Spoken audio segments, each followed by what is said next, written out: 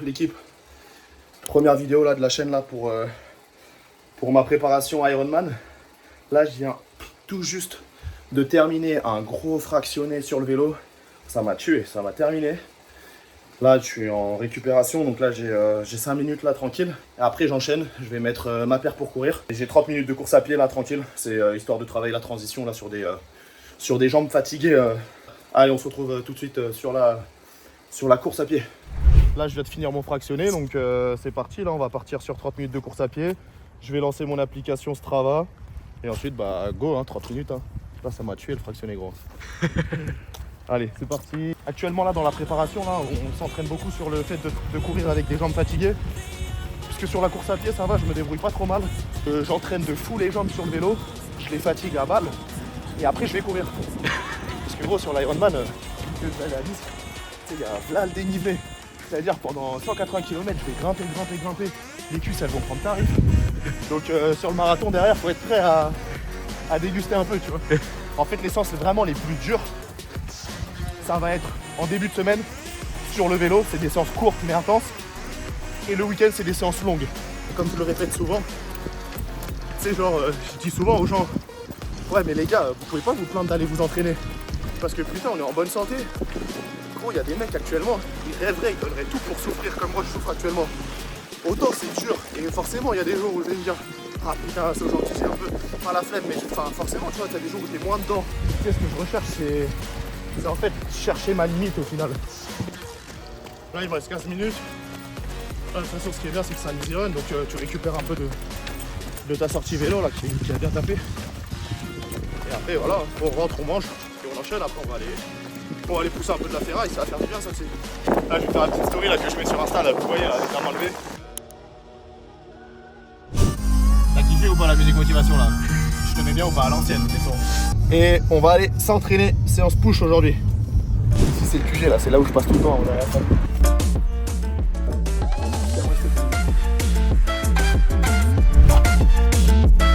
Là c'est le meilleur moment gros. Voilà. Je vais faire un petit test en direct. Ah mais gros, ce booster là vraiment c'est une tuerie. Si je fais pas 6 reps avec les 50, on va rester poli, on va dire que je suis une grosse merde. Mais bref, c'était pas ce que j'avais dit tout à l'heure. Ça va aller à Fitness Park, ça faisait longtemps que je n'étais pas allé à Fitness Park m'entraîner. Un peu de booster, un peu de caféine là après avoir couru et après avoir fait du vélo. Ça va faire du bien, ça va se réveiller et puis ça va envoyer. Donc pour ceux qui me suivent pas sur Instagram, n'hésitez pas à aller me suivre. Et là-dessus, je vais essayer de poster des stories tous les jours de mes entraînements, un peu de la vie en général. Et sur YouTube, le but c'est de faire des formats longs où vous pouvez me suivre un peu plus dans ma routine. Bon, du coup là on va partir sur une séance push. Là, on va commencer par 15-20 minutes d'échauffement. Ça c'est archi important en plus moi avec toutes les blessures d'épaule que j'ai eues là, parce que j'étais judoka avant. Je me suis pas mal blessé les épaules, donc archi important, au moins 15-20 minutes avec toute la coiffe de rotateur, etc. Ça c'est vraiment le truc que je fais avant chaque début de séance. Je fais même un peu de mobilité, donc on va faire ça. De toute façon, je vais faire ça en vite fait, on va pas trop le filmer, mais un jour on vous fera une vidéo si vous voulez pour voir vraiment ma routine d'échauffement. Et voilà, donc là on s'échauffe tranquille sur 15-20 minutes, un peu de mobilité vite fait. Et ensuite on va partir sur les haltères. Et voilà, on va faire un peu d'haltères. Vu qu'en ce moment j'ai une routine où je fais beaucoup d'endurance, le but c'est que quand je viens à la salle, c'est que je me fatigue pas à faire genre 15 milliards d'exercices. Donc on cible vraiment ces exercices. On va rester sur 4-5 exercices maximum pour toute la séance. Ça va sûrement faire 2 gros exos pec, un ou 2 exos épaules et un exo triceps, ce qui fait à peu près 5 exos. On essaie de bien se tuer dessus. Et voilà, comme ça suffit là, pour pas créer trop de fatigue non plus, ça servira à rien. Donc c'est pour ça là, le premier exercice c'est pour moi le plus important, ça va être les haltères. Et ensuite le reste, on verra.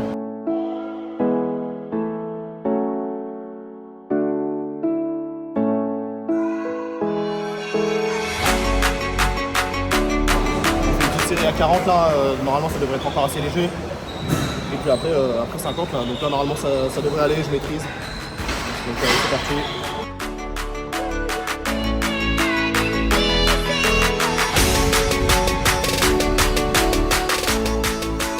Ça va, tu sais, j'aime bien faire un peu unilatéral, tu vois, ça me permet de voir si jamais je maîtrise le poids ou pas.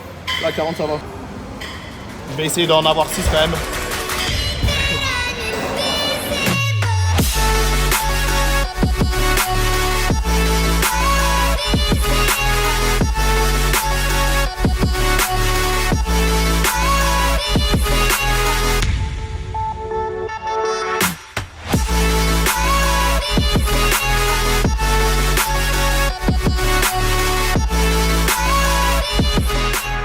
J'avais dit 6. J'ai au moins eu les 6 dans le dur, mais ça réveille. On est là pour ça, on se fait du mal dans tous les entraînements. Et le but, c'est de garder des perfs corrects partout. Donc moi je suis content, 56. En vrai, quand je repense aux couilles d'épaule que j'ai eu dans le passé, je suis content de revenir avec les 50. Ça fait plaisir. Bon, du coup là, il y a un peu de monde à la salle. Là, on a fait développé halter, on a fait un exo incliné. Et là, on passe directement avec un développé militaire. Donc là, le but, c'est de faire 2 exos pecs, 2 exos épaules. Et ensuite, on va finir avec un exo triceps et un petit exo de finition pour les pecs. Donc là, j'ai mis 60 kg. Là, le but, c'est de faire entre 6 et 10 reps. Allez, c'est parti.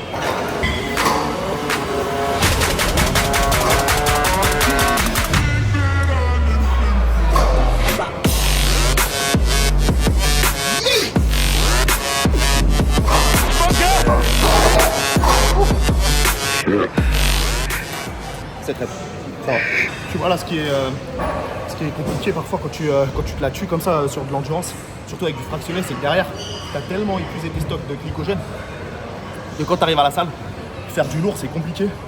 Mais justement je me force à garder quand même du lourd pour forcer déjà de 1 à garder de la masse musculaire, parce que forcément quand tu fais beaucoup d'endurance, ton corps il peut vite cataboliser.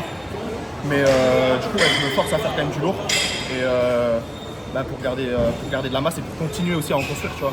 Pour moi, c'est pas une excuse, c'est pas parce que je fais beaucoup d'endurance que forcément ça veut dire que tu vas perdre du muscle. Au contraire, tu vois, je pense que si tu décides que quoi qu'il arrive, tu vas continuer à construire de la masse, ton corps il sera obligé de suivre, tu vois. Et la preuve, genre, je suis là, je me la tue avec les moyens de bord, tu vois. Forcément, j'ai pas autant d'énergie que quand j'étais full focus dans la muscu, mais franchement, je trouve que j'arrive quand même à produire pas mal, tu vois.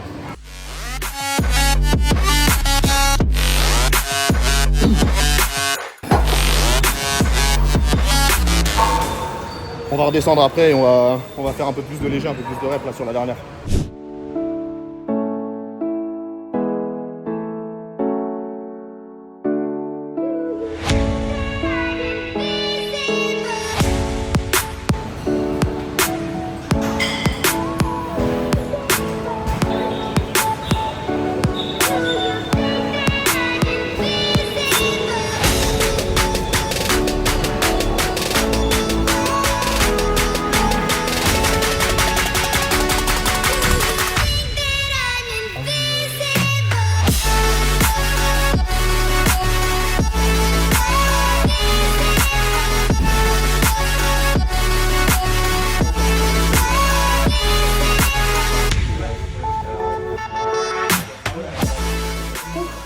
Ça c'était une bonne séance là. Par contre c'est dur là. Avec tout le cardio que j'ai fait là ce matin, ça a bien tapé.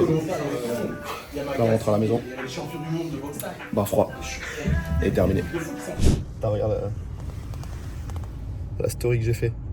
C'est énervé. Gros j'avais un pomme de ouf. Bon là les gars, on se retrouve directement pour le bain froid. Donc ça c'est les coulisses de mes petits réels Insta. Et on termine la journée avec les 5 minutes de bain froid habituel. Donc c'est parti pour 5 minutes. Allez. Et là tu vois après, là la vidéo je l'accélère. Hein. Genre là les 5 minutes que je filme pour Insta, c'est en accéléré. Ah gros. On va essayer de squatter aujourd'hui. Là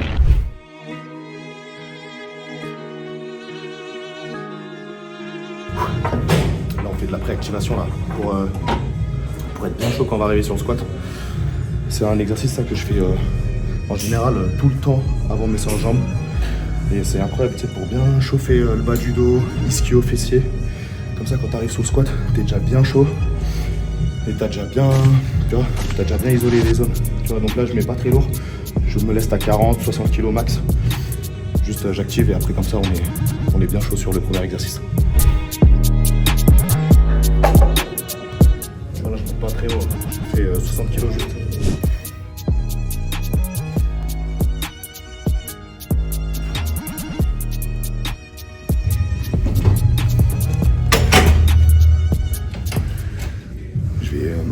Je vais pisser vite fait et j'arrive.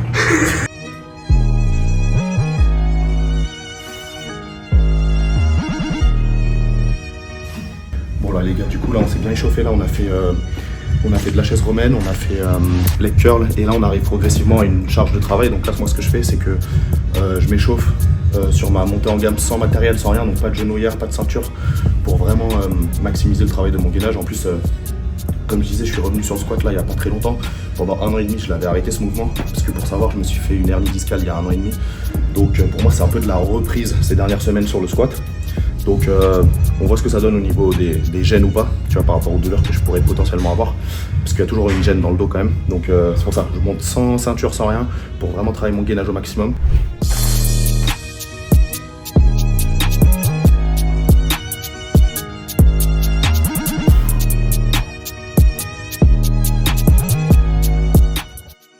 Ça monte bien, je suis content. Petite douleur mais ça va. Donc on va continuer à monter. Là on va rentrer dans le vif du sujet. Je mets la ceinture. En fait la ceinture je ne la mets pas pour protéger le dos. À savoir qu'une ceinture tu la mets pour stack dedans. Tu sais, c'est un appui supplémentaire que tu auras. Le but c'est qu'une fois que tu as la ceinture mise, mais en fait tu viens repousser ton ventre contre les parois de la ceinture. Et c'est ça qui va t'aider à avoir un maintien durant toute la phase de gainage que tu as sur ton squat quand tu descends et que tu remontes. Donc c'est vraiment pour le gainage, tu vois, c'est pas pour le maintenir du dos. C'est pour ça que c'est intéressant d'avoir la ceinture quand tu arrives sur des charges assez élevées.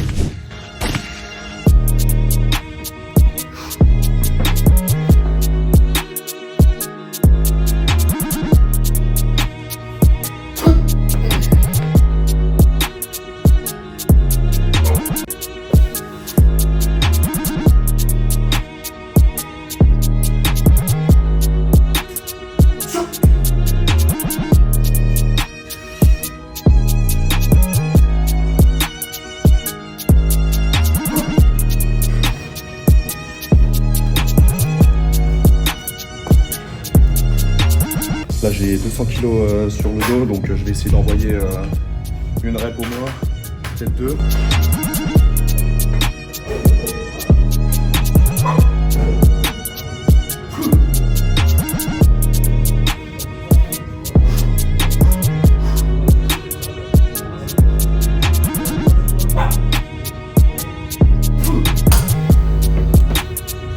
Ça passe bien ou pas 200 là? 200 kg là de rep, c'est... J'étais venu pour ça, je suis content. 210, très longtemps que je ne l'ai pas mis sur mon dos, très longtemps.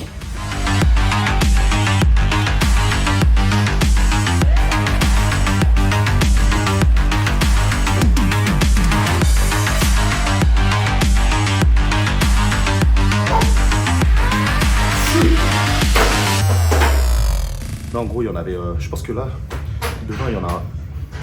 Elle aurait pu passer je pense aujourd'hui, mais je vais rester intelligent, tu vois, je suis en pleine prépa Ironman, tu vois, donc le but c'est pas de se blesser, de faire le con, parce que j'ai un objectif, c'est l'Ironman le 16 juin, et voilà, faut garder de la force, mais on va pas y aller sans réfléchir.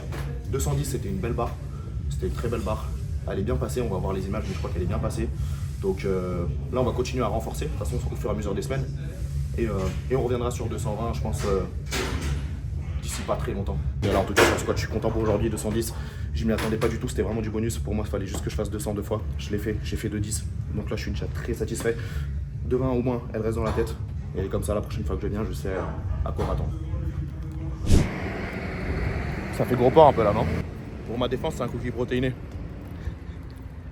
Je l'ai bien mérité après avoir squatté 210 kg. Bon ben les gars, séance terminée. Je pense qu'on va s'arrêter là pour la vidéo. Donc là, début de semaine, c'est là où j'axe le travail sur mes séances de muscu. Et en gros, à partir de demain, c'est des séances beaucoup plus axées sur la prépa Ironman. J'espère que la vidéo elle vous a plu. N'hésitez pas à vous abonner, ça fera plaisir et puis ça soutiendra le projet. À liker surtout, ça fait plaisir aussi. Et puis à laisser un commentaire et dire ce que vous en avez pensé. Donc voilà, on rentre à la maison, on récupère et on reprend demain le charbon. Allez les gars,